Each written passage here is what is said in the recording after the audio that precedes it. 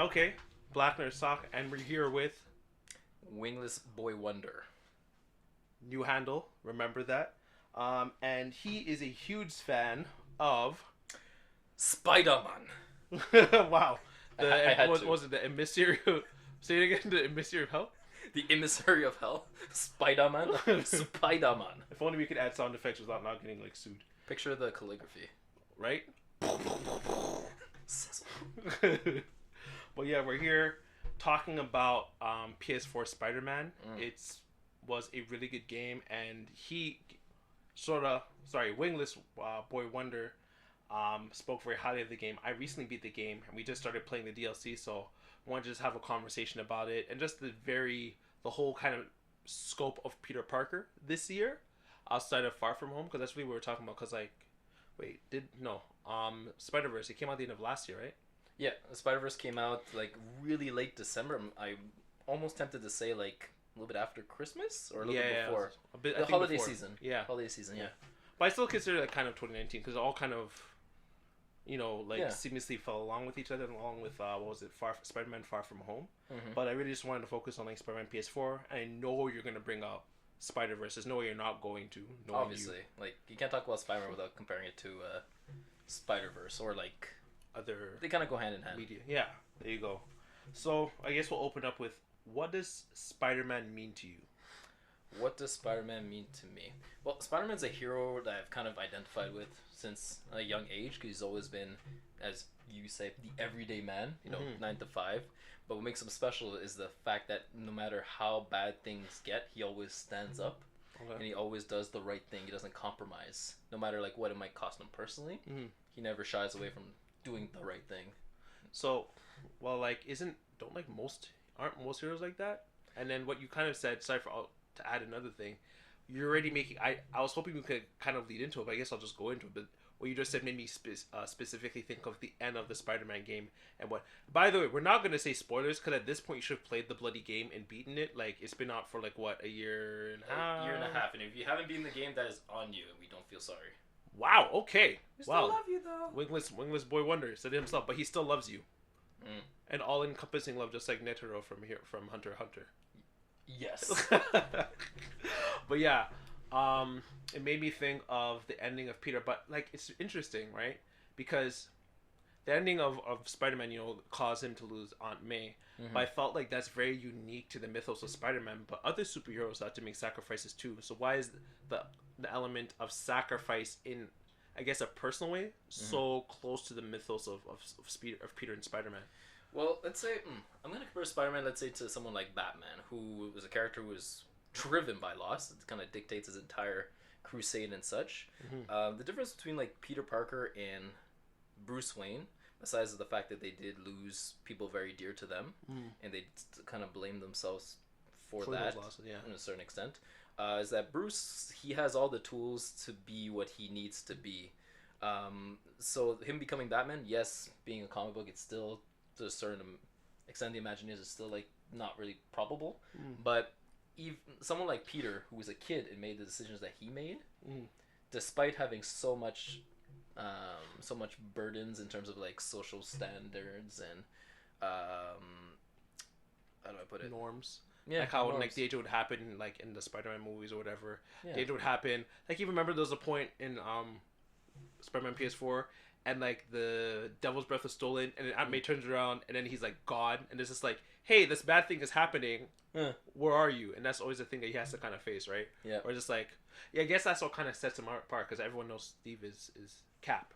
Oh, and on top of that, in terms of his connections, he's one of the rare superheroes who has he doesn't have the most friends, but he has deep bonds with multiple people. Hence, he keeps his secret identity. With non-superpowered people. Exactly. Like, if you look at Captain America, he has Sharon Carter. He has Bucky. He has Falcon. He has Tony. He has Tony. He has Thor.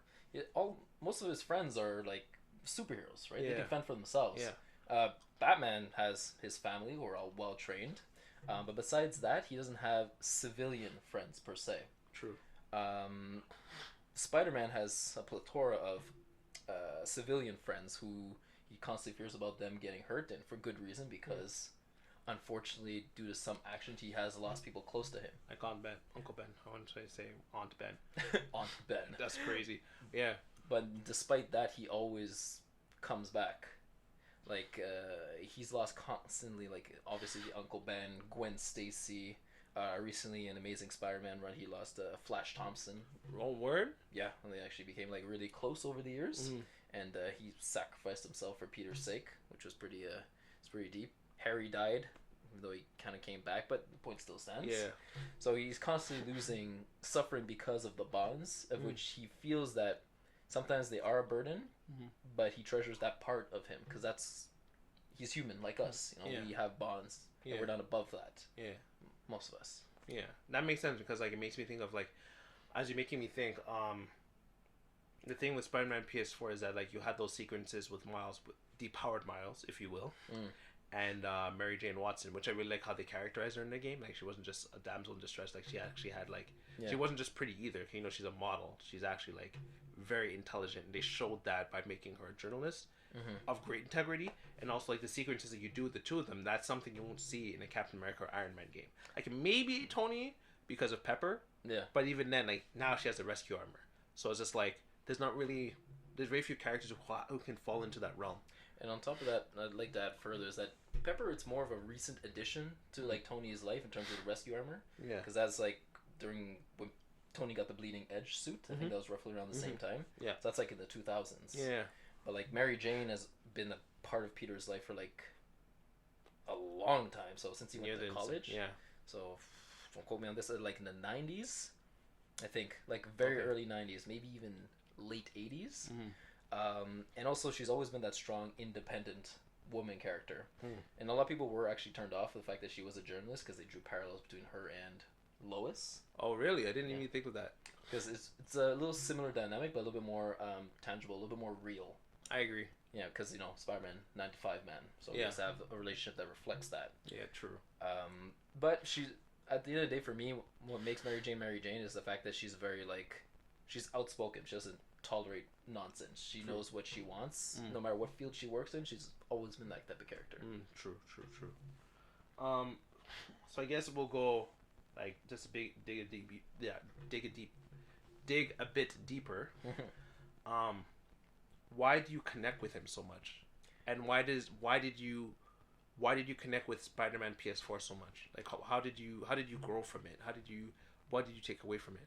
Wow, so that's actually a really big question to ask. Because why I love Spider-Man PS4, because I feel that Spider-Man PS4 is just a natural evolution of like the Spider-Man mythos that is faithful to the comics, but at the same time did its own thing. Because unfortunately, my view of comics is that since One More Day, Peter has been stagnant. Like, you know, he was married. And then when Miss Mephisto took that away, he went back to square one, just dating random girls and so forth. Which I found very unfortunate. Yes, we did get some great stories out of it. We got Spider-Man Big Time, which is probably one of my favorite Spider-Man comics out there. Which suit is that again in the game? Big Time? It's the green and... There's a bunch of them. Green and black. There's the gold and black, the MK2. I feel it's MK2. Yeah. Gabriel really knows his Spider-Man, by the way. Go on. I know my armors, but yeah. So in terms of like how the story went, everything felt natural, and you can see Peter's progression, character-wise. You can see him grow, and you grow with him, in a way that's very realistic, and in a way that you can little things that happen. You know, he builds his relationship, he mentors Miles, and in my personal life, I've had similar situations of which I want to talk to you about that. Yeah, go on. Where I became a mentor, you know, relationship life. Yes, I've made relationships and such. Everything was very relatable, and at the end of the day, he always stayed true to himself in a very noble fashion. And I think that's something that should be taken away from the game because it's a very prominent theme. No matter what happened, he always aimed to become better, become greater. Like my favorite trailer. Yeah. Spider-Man PS4. That's the trailer with him falling through and like all the villains from like the Sinister Six hitting him and then him coming back up and overcoming them and then going after Martin Lee, who's Mr. Negative. Yeah. Okay. I remember when we were talking, I think it was on the phone. We were talking about, maybe it was on the phone or either via WhatsApp. We were talking about how, well, you said how mentoring was a really prominent theme in the game. Could you expand on that a little bit more, like in terms of how like that connected with you and how like you saw that evolve? Yeah, so I guess I'll start with the obvious link in the game itself between Otto and Peter. It was nice to see Peter interact with someone in the same field as him, and in a sense was a bit similar to him. He had ideas and he wanted to go further, and something that Peter really identified with, and he wanted to become greater from that. I personally don't really have an experience with a mentor in that aspect, but I can understand. I mean, kind of your dad, no? Yeah, yeah. I mean, I do look up to my dad and such, but in the sense that in someone in the same field as me that I learned life lessons from, not particularly, but I still found the story very, very interesting. And it was a nice dynamic because Spider-Man, having lost his father figure, sometimes does look to older people for wisdom. And I find PS4 was they handled it very well in a way that was very believable, and it is faithful to the character. And it transferred to what Miles. How Miles was being mentored by Peter, because Miles also had a similar situation. You know, what happened to Jefferson, his dad, of which Peter identified with and decided to support him. Of which I've done that with my little man, of course. Yeah. That scene made me think of you a lot. You know, when Spider-Man comes down to rescue Miles near the feast, that made me think of you a lot in terms of how we handled the situation and how he, instead of telling him to stay in his lane, inspired him to be more, instead of like kind of like how you are as a teacher. Remember how we were talking about it yesterday, how like you'll have the kids build up their ability to be more critical and to reassess themselves. Like, you remember how Miles, like, you know, like, what am I supposed to do? I can't do, what was the line? Like, I can't do, I can't do the same stuff as you do. Something like that, yeah.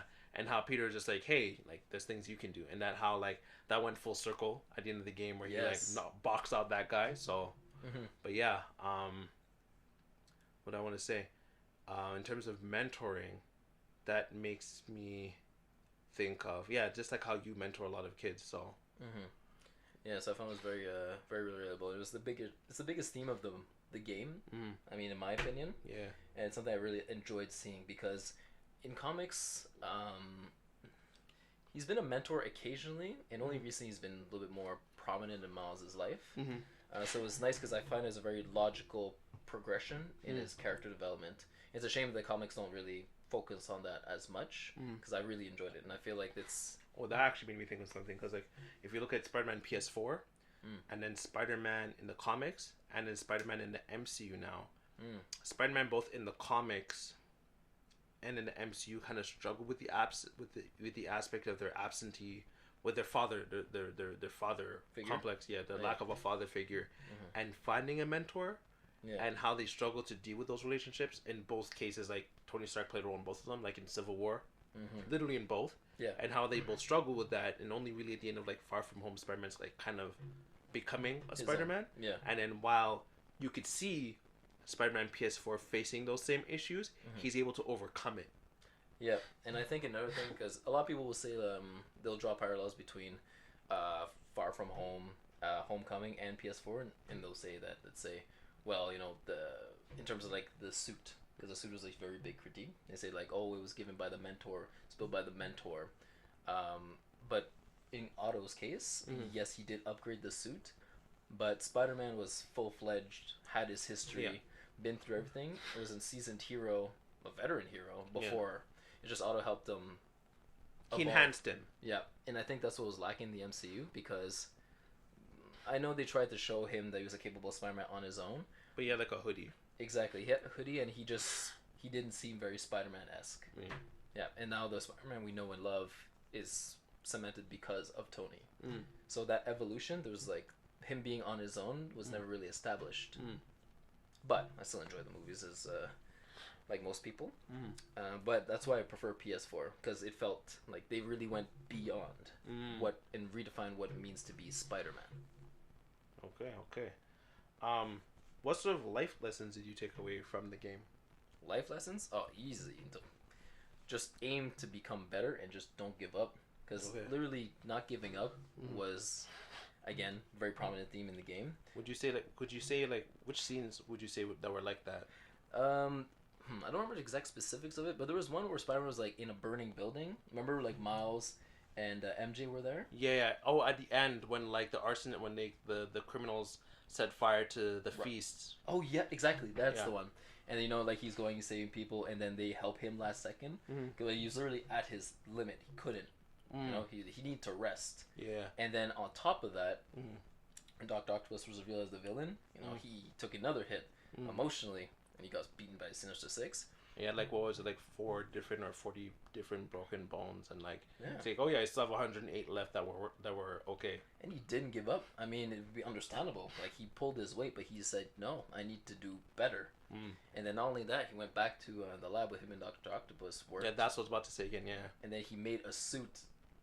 After he got mashed up by an octopus. Exactly. Again. To take on Ock, which I found that very inspiring. I was like, wow, he just does not give up. You know, and he does. At the time, you're thinking like, well, how is he going to win? And he went and got the tools to win. True. He found the solution. True. Yeah, he did on his own. That makes me think of like what we were talking about in terms of Spider-Verse. Remember, I didn't think the older Parker. I think that's that's Peter Parker. And then as opposed to Peter B. Parker, who, as you said he needed to die. You might want to expand on that so people. Yeah, I mean. By the way, this is a guy who doesn't like Spider-Man dying in anything, and he said like Peter B. Parker, the one with the blonde hair, had to die. So I don't mean. Feel free to message him on Instagram. I was very like most people, I was very upset when he did die because I just flat out did not expect him to die. But the fact that he was made out to be this perfect Spider-Man, in terms of like from a storytelling point of view, it would have been too easy if he was still alive and there would be no growth. He was literally he reached his full potential. So him dying, serving as a martyr, kickstarted two things. First off, Miles felt responsible for his death, and then he had an ideal of which he was striving to become. It's something he could never reach, but it was good in the sense that he could always push towards said goal. And on top of that, when they introduce Peter from Earth 16, it's easy to do the comparison between him and Peter from 1610, the blonde one. And then same thing, it gives him something to strive for, you know, like a goal. It's like, oh, he can evolve, which they both like evolve throughout the movie because of that one Peter. Had he been there, he would have overshadowed everything. So he had the solution to everything. Exactly. So him dying breaks my heart to say this, but it was needed. It was necessary. And then I was also surprised that you said you really liked Bum Peter, which is like Peter Parker. Yep, 38-year-old Peter Parker. Because besides the obvious fact, you know, he's a bum, he does not have his things together whatsoever. Which makes me think of, like, as you said, One More Day. Because they kind of have like a similar lifestyle from what I can see, and that's why I was surprised that you liked him. So. Because the thing is, One More Day, it was they backtracked on character development. This one, they just went further. Like, what if things went wrong, and they just kept going wrong?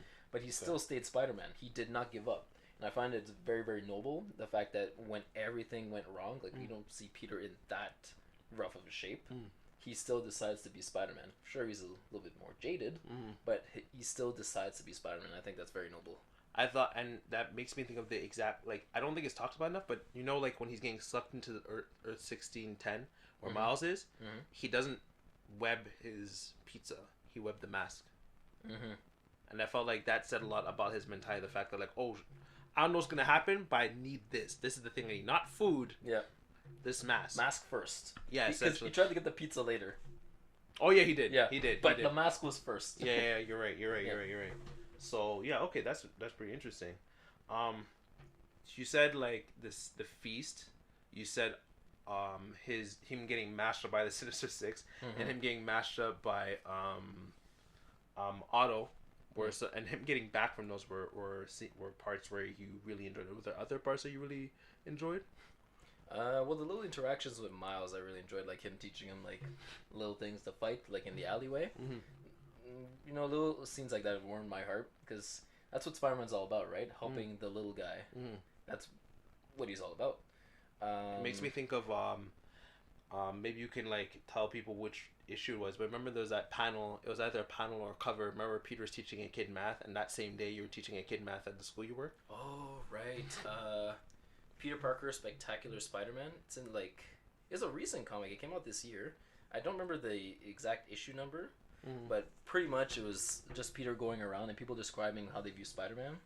And Peter, he was helping a kid who was like he was on the wrong side of the law, Mm-hmm. and he helped them, and we followed him home, and actually further helped him with school stuff. Like he tutored him, which is literally what I do for a living.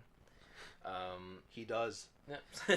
So just going out his way doing the little things for me is like Spider-Man in his most pure state. I feel like that's the thing that you love about, that's the characters that you connect with the most, in the sense of the characters. Like, I remember how we were talking about how, like, I've always had the role of, like, kind of being the teacher, and then the way, I guess you could say, the academic system is currently is that everyone learns differently, and as such, people fall through the cracks, and you've always been someone that's very good at picking up from the cracks, if that makes any sense, and therefore, you really like the characters that very much are, I guess the only word I can think of it would be self-contained and grounded. You know, Daredevil, he operates in Hell's Kitchen / New York. True. Spider-Man operates in New York. Batman, Gotham City. Nightwing, Gotham City and Bloodhaven. Like, you've always been kind of drawn to characters that are very grounded in terms of where they're born. And I feel like I don't know if that's always been, I don't know if that's been a conscious thing of yours, or is that like sort of an unconscious thing, or? You know what? I think when I was younger, it was more of an unconscious thing. I just kind of went along with what made me feel good. Okay. But as I grew up, I realized that I started questioning the reasons behind my actions, and I realized that I do enjoy that in terms of like the gratification, and I find it's an efficient way of the more intimate interactions of helping people. Exactly, and I find it's the most efficient way of working, because me personally, I like to do my best in a way that, or I can just attack the problem directly, which might be a little bit unconventional in a way that doesn't work with the, let's say, the restrictions of like the school system, right? So at least being an attendant, which is my job, and being a tutor, I can go about it my own way, which is probably why I like Heroes as a basis, because they do break the law, but they do patch up the system in their own way. They fill in the gaps. They fill in the gaps. Contrary, like I love Captain America, but his role is a little bit more global. Like, he stands as a symbol. Superman stands as a symbol. Thor is a symbol of his people and, well, a god. Yeah. So they all these are heroes that like I relate to in that aspect because of what they do. Yeah. Another hero I do relate to, which is similar, would be Green Arrow. Okay. And Green Arrow is very like Starlight City. Yeah, he stays more in his city, but his view is a little bit more global. That's why I would rank him lower. Yeah, like the number 5. Okay. 5? Yeah, the number 5.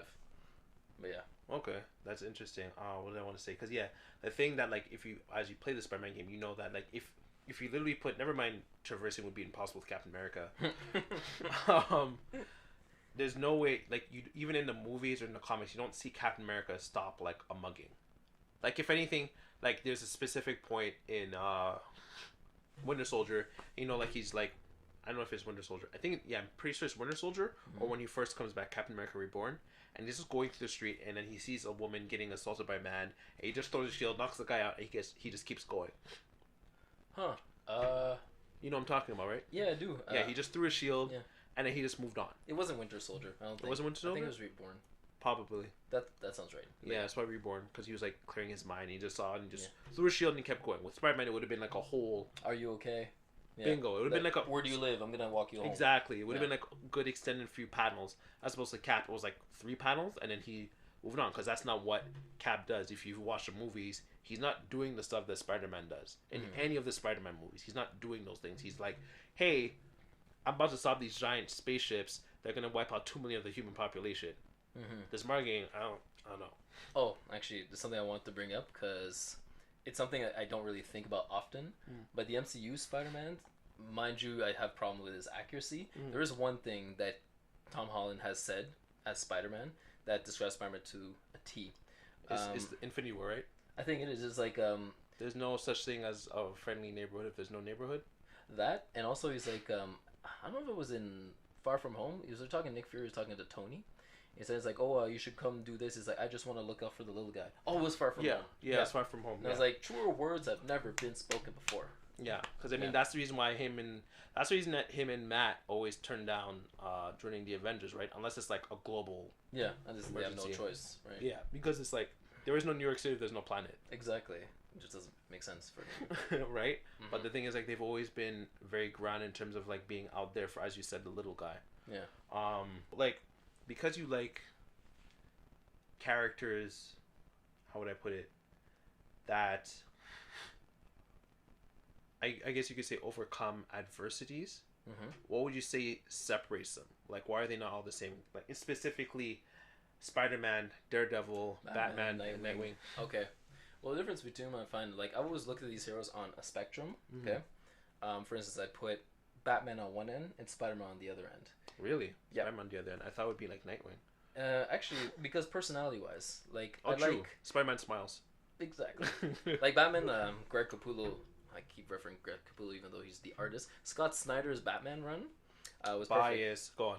perfect because they really highlight the fact that Bruce is a human and he does have a range of emotions that usually some writers will kind of shy away from. Mm-hmm. But in terms of how I put them as spectrum, Batman is a little bit more driven, a little bit more dark. He's not trying to be human; he's trying to be something more. Compared to Spider-Man, who, in complete opposite, he acknowledges the fact he's human. He has connections, and he embraces his humanity. Although Batman embraces it in an indirect fashion, they're still opposites, but I still love them both. And then you have Daredevil and Nightwing, which I'd put very close to the center. And I think they're very similar characters. Like, Daredevil would be on the spectrum closer to Batman, and Nightwing to Spider-Man. True. Daredevil doesn't smile. Yeah, I mean, he smiles a bit more than Batman. True. And he does have social interactions, but not. He tends as to much. have. He tends to be more likely to cut them off, like in season 3 of Daredevil, Exactly. And as opposed to Nightwing. He never does that.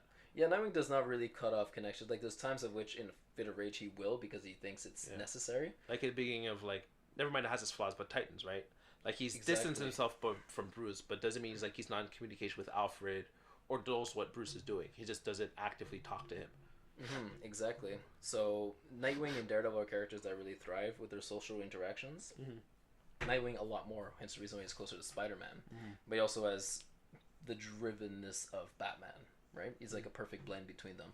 Like, in a simplistic way of looking at it, I've always viewed as Nightwing as like Spider-Man and Batman mixed together. I mean, wasn't Nightwing kind of created off the offshoot of the success of Spider-Man, or was it the other way around? Which one? I know that one led to the creation of the other, but I don't remember. Spider-Man was created after Robin, because I think Robin is he was created after Robin, like in the 1940, exactly, or 39. But I think because Spider-Man was introduced as the first teenage superhero that was not a sidekick. Exactly. It's just that as time went on, they decided they wanted to do something different with Dick Grayson. They wanted him to move on, also to get like a new fresh Robin. Yeah. With the inclusion of Jason Todd. Yep. So, but it ended up being the best decision ever because people like him more as Nightwing than they do as Robin. Yep. Except for yours truly. But, you know, that's it. Talk for another time.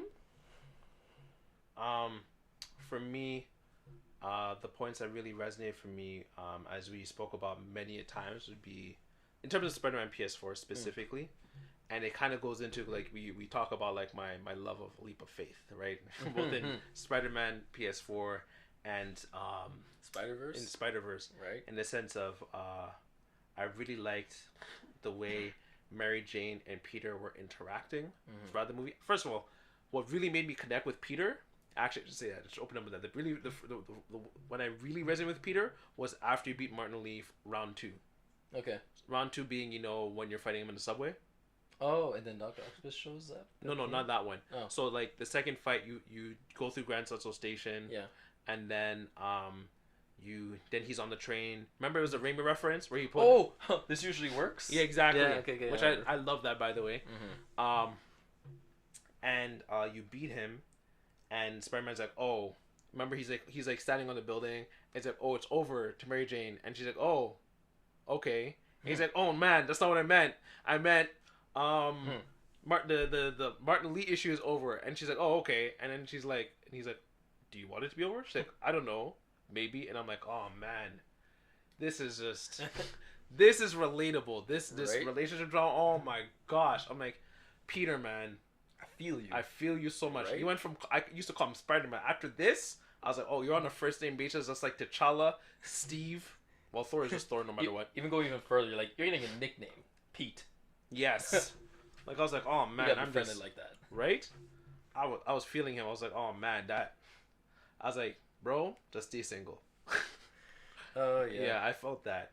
That had a really big. That's when I was just like, at that point, you know, I never read Spider-Man comics, right? That's true. Yep. Except for the Civil War time. At that point, I was just like, I'm gonna read Spider-Man comics. Mm-hmm. Actually, I think Africa bought me Spider-Man comics. Oh really? Yeah, coincidentally. I think I told her, I was like, I'm actually gonna start reading Spider-Man now.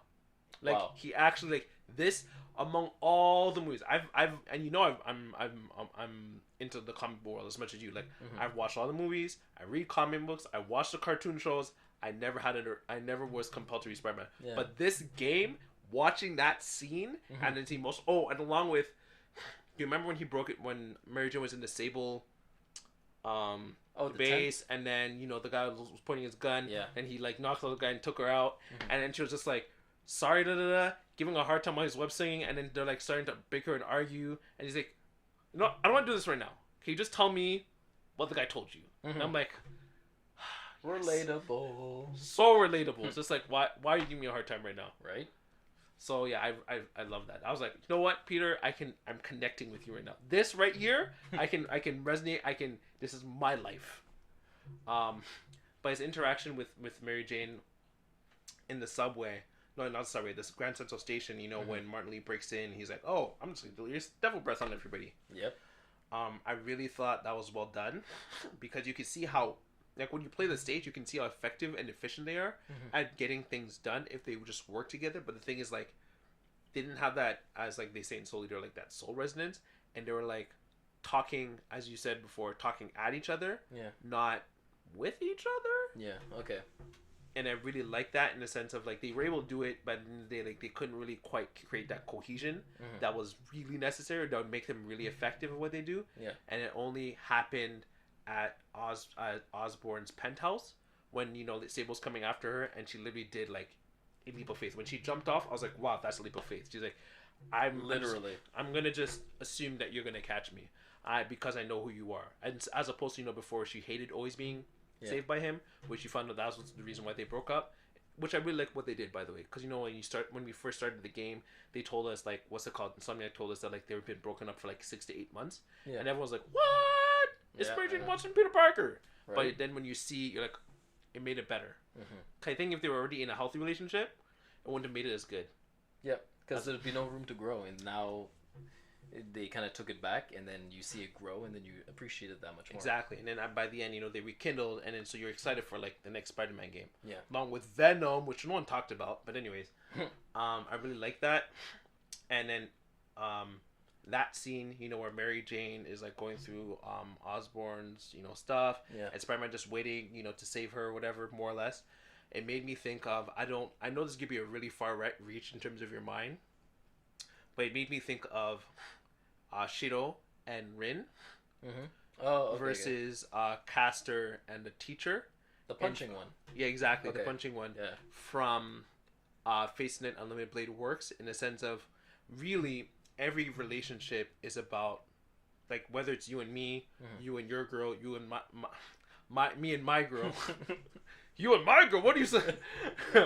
Me and my girl, it's about trust and communication. Like, forget love or whatever things or buying gifts. No, everything starts with trust and communication. And I feel like both these aspects of, like, I think it's episode 14 where Rin's fight is Castor and Shiro's fighting the teacher. Because, you know, like, Rin and the Castor use magic. Shiro and that were more physical, magical users. Yeah. You can never really, and no relationship can really work unless you have that trust and communication. The trust in the sense of, like, if Peter arrived too early, Mary Jane would have been compromised. Yeah. And if Mary Jane waited too long without trusting Peter, she would have been compromised.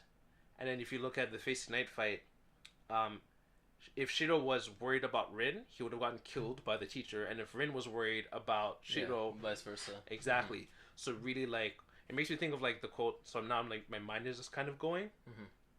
It makes me think of the quote. So, like, in Guilty Gear Xrd, whenever you win, I don't know if you remember, like, there'd be, like, a quote that the person would say, you know, like, you know, most in, like, older games, they would have to go into, like, do you want to press start to continue, and there'd be a quote, like, haha, you suck, and that's why I beat you, that sort of thing. Yeah. You know what I'm talking about. In Guilty Gear, it just happens after each match. Is that in Fighters, too? Dragon Ball Fighters? Yes. Yeah, yes, they do. They started with Xrd. Yeah, they do. Okay. Yeah, so I know what you're talking about. Okay. So Dizzy, Kai's wife. Yeah. Kai's my favorite character in Guilty Gear, in case you guys didn't know. Oh. And his wife versus Elfeld, the character with guns. You Yeah. you remember her? I do. Okay. When Dizzy wins, she says, "Don't look for someone that's looking at you. Look for someone that's looking the same direction as you." Smart. And I feel like that's what a lot of people lack. You know, we want to find someone who's like fixated on us, but it's really like what drew me to my girl is the fact that she's looking the same direction as me. Okay. As attractive as she is, as you know, most people talk about. No, it's the fact that like I like the fact that she wants to go somewhere and it's the same place I want to go to, and just having that mutual trust in that. And I feel like that those two scenes, like I said, I think episode 14 in Unlimited Blade works. And then I'm 100% sure now it's episode 14 because episode 15, I think, I don't know. No, it is episode 14. It's episode 14. I'm confident now. Right. No, wait, no, 11. It's 11. It's 11. It's 11. It's 11. I'm sure of it. Okay. Because the episode before the show got to halfway point, and the halfway point was episode 12 because the whole show is 24 episodes. Oh, there you go. It was episode 11. Makes sense. There we go. Quick Episode maths. 11. Quick maths. Even though I can't math, I did it for you guys. I really like those scenes because you really need to, really any relationship, especially romantic, you need to find someone that looks in the same direction as you. The other scene that I really love was it was, well, like I said, the scene with Otto at the end. Yeah. Because you know Peter said, you know, when Peter, I think, was it when Peter found out his illness? When did Peter say he wasn't going to leave Octopus or Dr. Otto? I think it was when he found out about the illness, right? Yeah. Yeah, and like that was really touching, by the way. Oh yeah, it's about the illness, but also mixed with, I believe it's when they were threatening to cut the funds, and then he said like you might need to look for a new job. He's like, I'm not going anywhere. Like I'm not here. I'm here for your mind. Yeah. I'm here for your mind. Exactly. Yeah. Yeah. Yeah. That was very touching, and it shows Otto really appreciated it. Yeah. And Peter's integrity, because Yes. let's be honest, like it's not a bad thing to want to get a job where you're paid. Exactly. Because really, like at that point, Peter's doing volunteer work. Yep. As a 24-year-old, high school is fun to do volunteer work. When you hit like your 20s and your 30s, you kind of don't want to be volunteering anymore. You're like, I kind of need to eat. This rent's not going to pay itself, which it didn't. Exactly. So he lost. And he's still like, I'm still going to be Spider-Man. That scene was very touching, and then it followed with, you know, when Otto had his tentacles broken, and he's like, Peter, don't leave me, and like how Peter had to really make that tough choice. Because he said, I'll get you the help you need. Like he still didn't give up on him, but exactly. Yeah. But I mean, like, and that's the thing though, right? Because it's hard to say that, especially when you care about people, because there's so many people that would say, I will get you the help that you need, but they never actually do it. Yeah. It's just like, you know, when you're walking down the street and, you know, you're talking, you see someone, you know, they say, hi, how are you? But they're not actually asking you how you are. People say things, but no one actually, it's very few times that people meet it. Like, oh, hey, let's hang out sometime. They don't actually like mean it, which I hate, by the way. I'm like, don't say that if you don't mean it. Just like, cut to the chase. Bingo. Yeah. So when Peter had to really make that decision to kind of, just like kind of my session on Demon Slayer, like how Tanjiro is able to create a distinction between him and the demons, which are kind of toxic people. Yeah. Peter is creating a distance between him and Otto. Like, I care about you and I still love you, but I can't have you in my life anymore. Yeah, exactly. Even when Otto was, what's what I'm looking for? Blackmailing him. You know, when he was just like, I know your identity though, do you trust me with that? And Peter was just like, I'll trust you with that information. Like, I found like that was very hard it's very hard to make that decision because like, I feel like for me personally, I would have a hard time abandoning Otto like that, but he's not the right state of mind. Exactly. I was gonna say good person, but I didn't want to say that. 'Cause I'm like, he's ill. Yeah. Right. Not in the cool way. I see what you did there. I really thought that was very touching, and I really resonated with that scene too, in the sense of like, there's been people in my life, some of my exes, where I have to like distance myself from, or even like just other people. I've just had to distance myself from people. It's hard sometimes because, you know, maybe you can relate to me as someone who's teaching and who's always working with people. It's hard, at least for me. Maybe it's ego, but I find sometimes it's hard to, I guess, let go of people, if that makes sense. It is, especially when you have, let's say, a history with said person. It's hard to let go no matter what happens, because you still are bound by said good memories. Yeah. So. And you want the best for them. Exactly. And I mean, it's even happened with some of the kids I've worked with, right? In the sense of some of them, like I couldn't help them, right? And it's hard, but I think it's important. Like there was a really good quote that Cap said in Civil War, which was, this job is hard. You can't save everybody, but if you can't learn to live with that, then maybe next time no one gets saved. Yeah. Right, and that's it was a good quote. Yeah, because it's hard. Like I remember I saw one of the youth I used to work with, and she used to get into so much fights. Like I remember we talked about it in the sense like she would like bring like a switchblade. She'd come to the community center to literally throw hands. Okay. Right, and I saw her the other day at the new center I'm working at, and she's rapping now. She's rapping. She doesn't talk. She doesn't get to fight. All the people she used to talk to, she stopped talking to. Oh. This is a girl I could not reach. And then to see her where she is now, I was blown away. So it just shows that there's sometimes you may not be the person that can reach that person. Instead of just thinking, oh, if I can't do it, then like they're done for. I think it's possible that like someone else can reach them. So okay. Seeing that with Otto kind of reminded me to kind of like I guess you could say keep our egos in check. Like you never know, and you got to think of yourself first at the end of the day. Yeah. And Otto was not like you can't have someone like Otto in your life. No, that's true. As unfortunate as it is. Yeah, and then the leap of faith in terms of Spider-Verse. Oh, literally, it was a lot more literal in a sense. Like there was constant talk of like it's a leap of faith. Like when do I know I'm Spider-Man?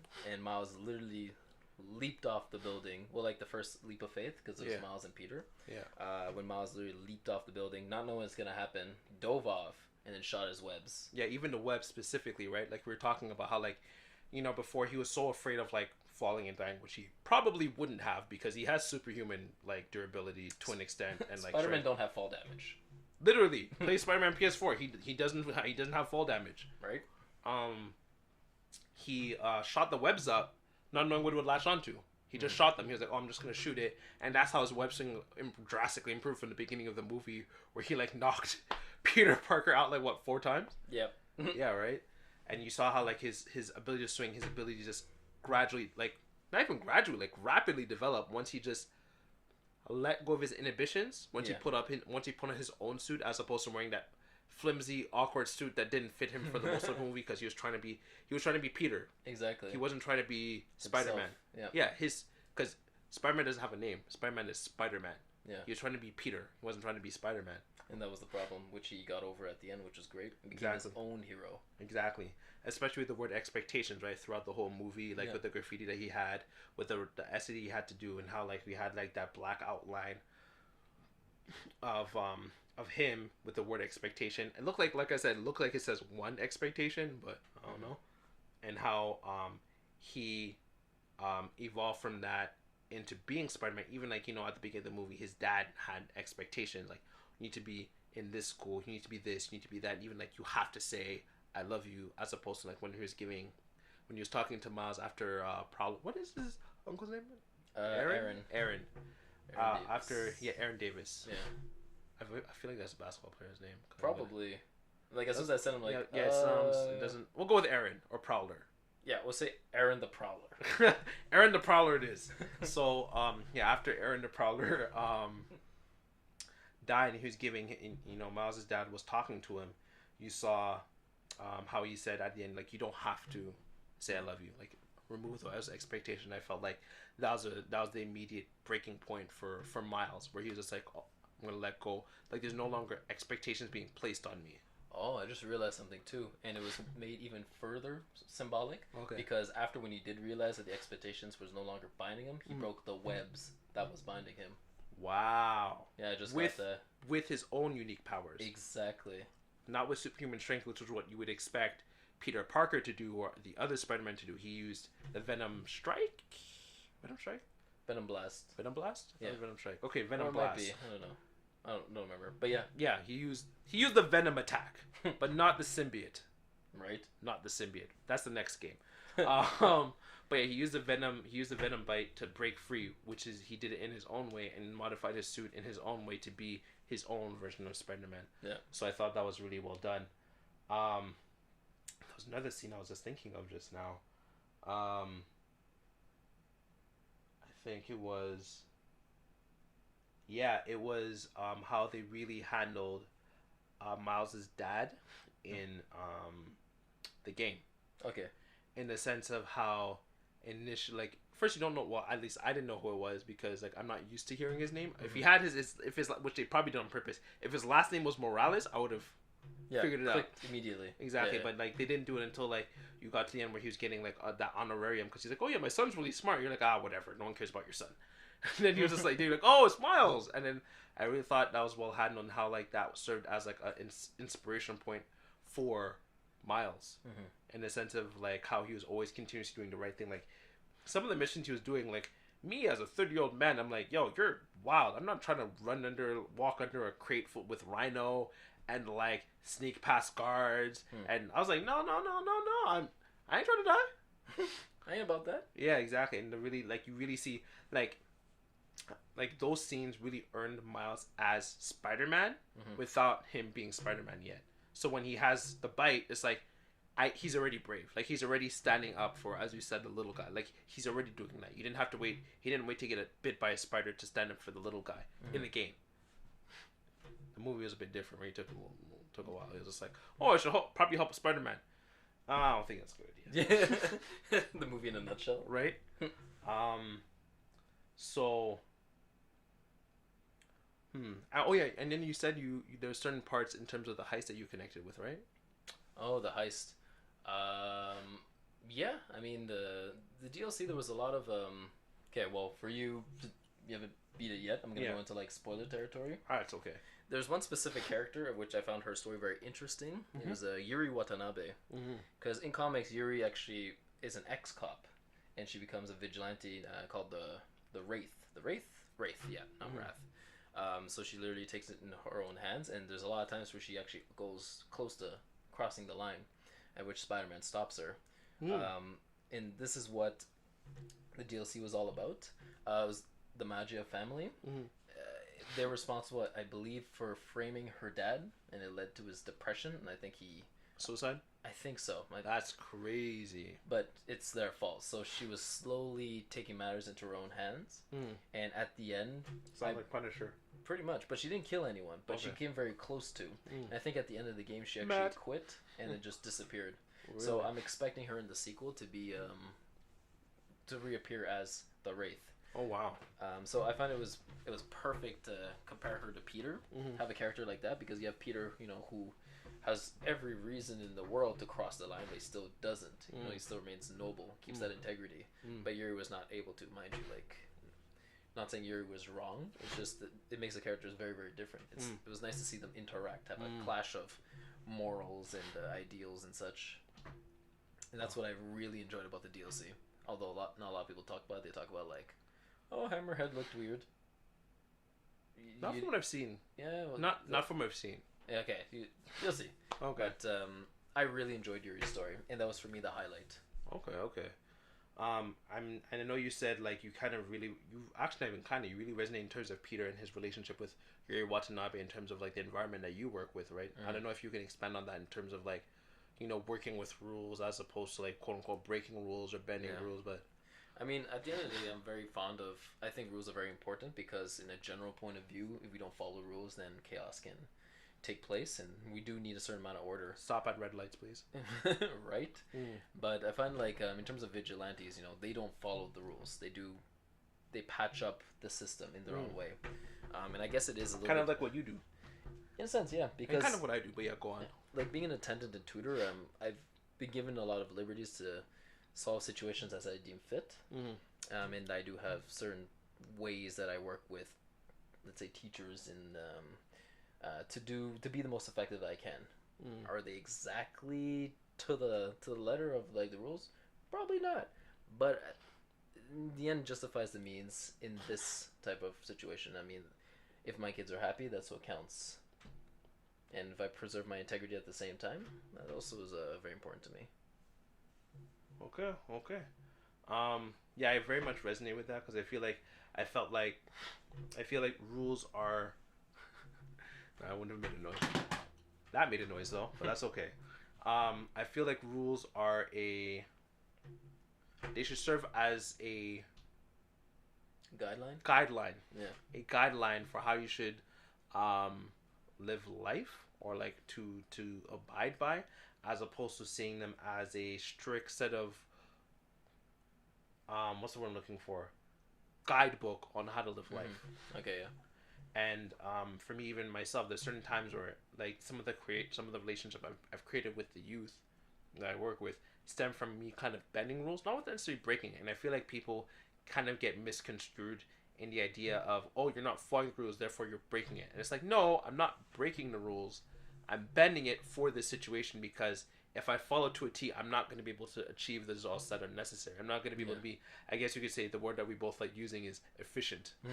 I do see efficiency as an important thing. Like, why are you going, if you can do something in one day as opposed to like a week, why not do the one that you can do, why not do it in the span of a week? In a day.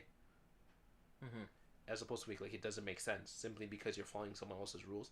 I feel like that is important, but you can't really like go against quote unquote the rules unless you have the results, right? Exactly. And that's what you were saying that Peter had. Peter has results to speak for him, right?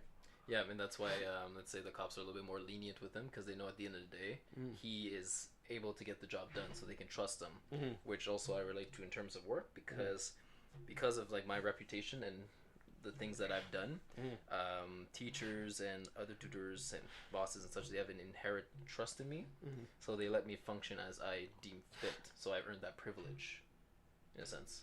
How do you keep yourself in check? Well, I still like how Peter does. Like, I know Peter, I guess, keeps himself in check. How do you do it every day? I think I do it the same way he does, the same way all my heroes do. Okay.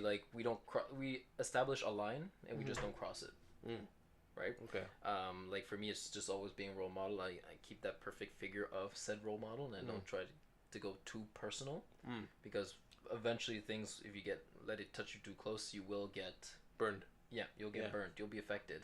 So I've already established like the line, and I know what to do and what not to do, so I don't cross that line. So I know. I see. That's why my heroes also have like a no killing rule. It's what separates them from the villains, the monsters which they fight against. There's a line that which they don't cross. They do it. How did you create that line? Like, how does one create that line, both in terms of comic books, anime, whatever? Like, how do you create that line? That's actually a very big question. Well, I mean, you can talk about it in terms of yourself, because that can give people. Yeah, I can learn from that too. I'll say in terms of myself, it's just a simple. You just know. It was a leap of faith.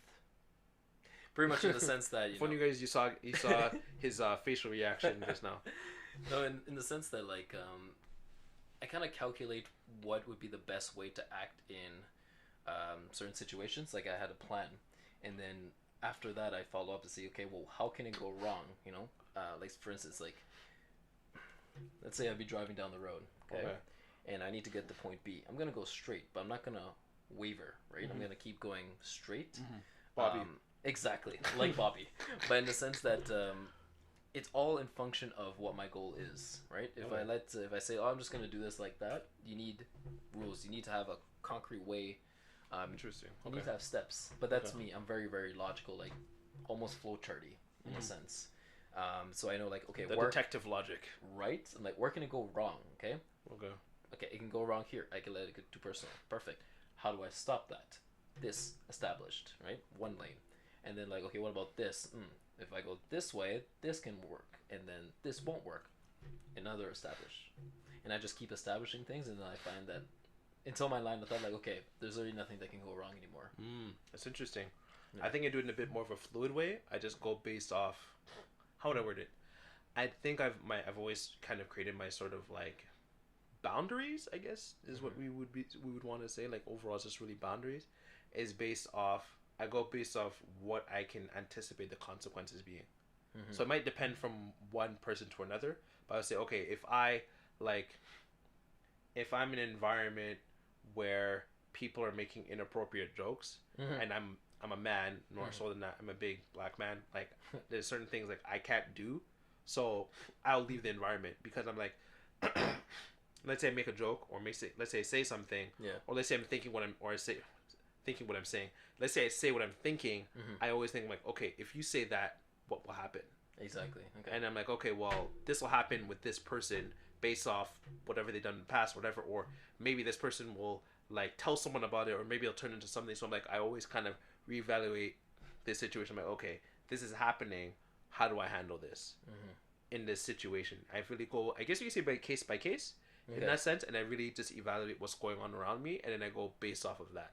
And that's really mostly the way I operate to kind of avoid certain problems, because you do have to create those boundaries with people, just like how Peter created that boundary with Otto, creating that boundary, and I feel like going case by case, creating those boundaries is what's important. Yeah, So, no, I agree with you 100% there, because every case is different as well. If you have too many rules and too much of a generalized way of thinking, then you become, let's say, like the difference between my job and attendant, you become more like a teacher, right? And that's when you have situations that will fall through the cracks. So I think a very important thing to have is just to be adaptable. Exactly. I feel like people are afraid of that in the sense of like they think that like, oh, if you do it differently this way, that means you're bad. It's like, no, like every case is different. If anything, that's what often I find society lacks, is the fact that like we're not willing to do things case by case. Not everything is exact. Every person, the way we talked about, like all the kids we work with, they all think differently. No one thinks the same. Who you are is unique, whatever you are. Yeah, I mean, it's hard. Like, I understand, it's hard to believe, to think that type of way, because like you always believe that that it needs to be this way. You're taught that in schools. People tell you that. True. So it's kind of scary to want to be your own person and to think your own way and forge your own path, because your fear of like just being constantly told like, oh, that doesn't really work out. But if you really think about it and you really plan out what you want to do, then you should just go for it. Why not? And if you are scared that something might not work out, okay, why not?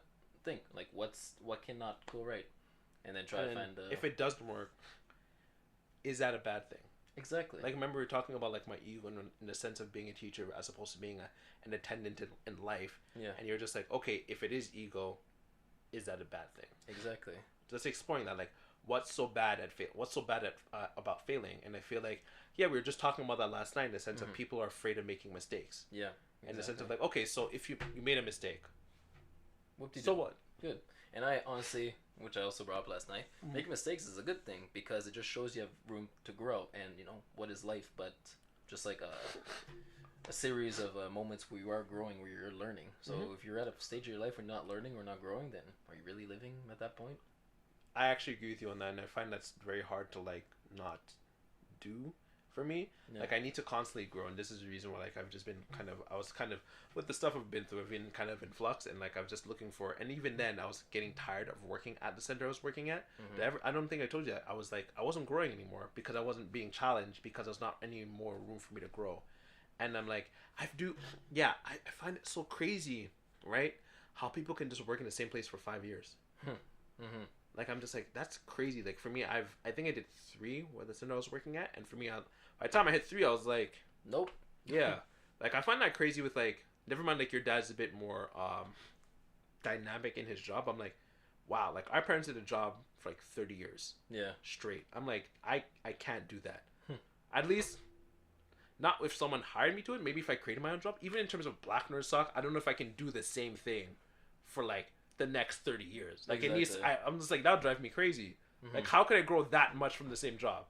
True. I mean, that's why I find, like, to each their own, but I find my current job is to be able to do for a while, because yes, the job is similar, right? Like, but you have more of a dynamic job. Exactly. And like, the people I'm working with will always change, and there's always new challenges. I'm always challenged in a different way. Like, oh, I guess I'll word it differently. So, people who can work like a retail job, like you can just work at like, I'm like, well, wow. We're gonna be, yeah, Gabe's like, oh, well, no, I tapped out. That's a completely different. Yeah, okay, I understand that. Yeah, I'm just like, how do you do that? Like, but I will say, working at a retail job builds character.